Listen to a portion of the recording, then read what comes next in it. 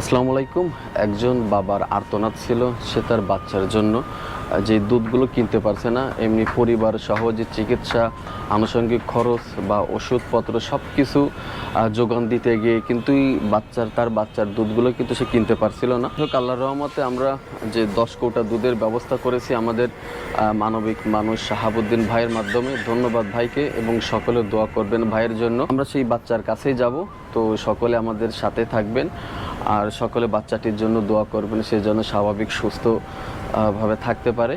আমরা এই যে দুধের কোটাগুলো এখন হচ্ছে প্যাকেটে উঠাবো, আমরা তারপর হচ্ছে এখান থেকে আমরা সেই বাচ্চার বাসায় যাব। এখানে সবগুলো দিয়ে দেন, এক একটা ধরবে, একটা সবগুলো।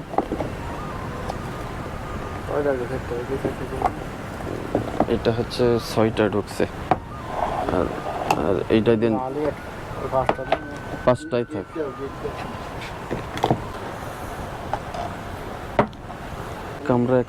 আমরা এদিকে যাব।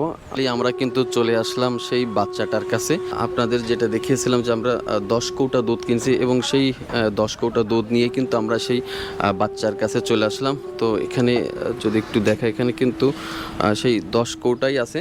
তো আমি একটু যে মায়ের কাছে যাব। তো কি অবস্থা, এখন কেমন আছেন?